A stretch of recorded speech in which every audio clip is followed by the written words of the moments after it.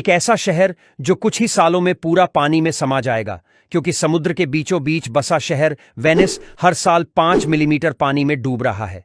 लेकिन इस शहर में जमीन ही नहीं है, तो फिर ये पीने के पानी का इंतजाम कहां से करते हैं? और ये शहर अपने आप को डूबने से बचाने के लिए क्या कर रहा है?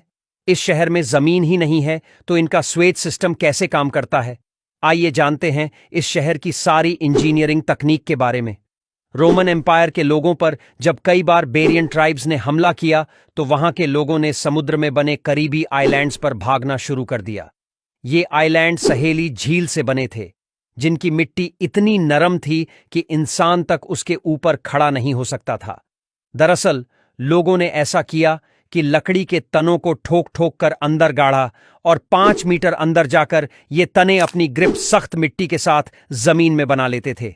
इसके बाद इन पाइप्स के ऊपर लकड़ी के पट्ट बिछाए गए, और इस फाउंडेशन को पानी के लेवल से थोड़ा ऊपर उठाने के लिए स्पेशल लाइमस्टोन के ब्लॉक्स रखे गए। यही सिंपल कॉम्बिनेशन एक मजबूत फाउंडेशन बन गया, और हजारों साल पहले जो यह लकड़ी गाड़ी गई थी, वह आज भी परफेक्ट कंडीशन में है। पहले तो यहां के लोगों ने इस फाउंडेशन के ऊपर लकड़ी के घर बनाए, लेकिन कुकिंग करते समय उनमें आग लग जाती थी। फिर लोगों ने ईंटों के घर बनाना शुरू कर दिया। यह ध्यान रखा जाता था कि घर 3 मंजिल से ज्यादा ऊंचा न हो। ईंटों के बीच लाइमस्टोन के पाउडर से गाढ़ा मसाला डाला गया, ताकि दीवारें मजबूत और फ्लेक्सिबल रहें। आज सभी घर इसी इंजीनियरिंग तकनीक से ही बने हुए हैं। वेनिस सिटी में ढेर सारे आइलैंड थे, और पॉपुलेशन बढ़ने के चलते अब इन आइलैंड्स को कनेक्ट करने की जरूरत थी। पहले तो यहां एक लकड़ी का फ्लोटिंग ब्रिज बनाया गया, लेकिन यह बहुत हिलता था और कई लोग इसमें गिर भी जाते थे। बाद में यहां लकड़ी का परमानेंट ब्रिज भी बनाया गया, लेकिन ज्यादा लोड पड़ने की वजह से वह भी गिर गया। मजबूत ब्रिज बनाने के लिए पहले दोनों किनारों पर लकड़ी के पाइप्स डालकर फाउंडेशन मजबूत की गई, और फिर स्थायी ब्रिज बनाया गया।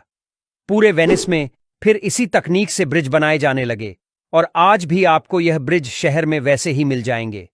अगर पीने के पानी की बात करें, तो वेनिस में सिर्फ खारा पानी ही था। पहले तो ड्रम और कंटेनरों में पीने का पानी लाया जाता था, लेकिन आबादी बढ़ने के कारण यह तरीका फेल होने लगा। वेनिस के आइलैंड्स पर कई ऐसे इलाके थे जहां कंस्ट्रक्शन नहीं हुई थी। अब उन आइलैंड्स पर बारिश के पानी को जमा करने के लिए गहरे गड्ढे खोदे गए, और उनकी दीवारों को मिट्टी और गाढ़े से वाटरप्रूफ बनाया गया।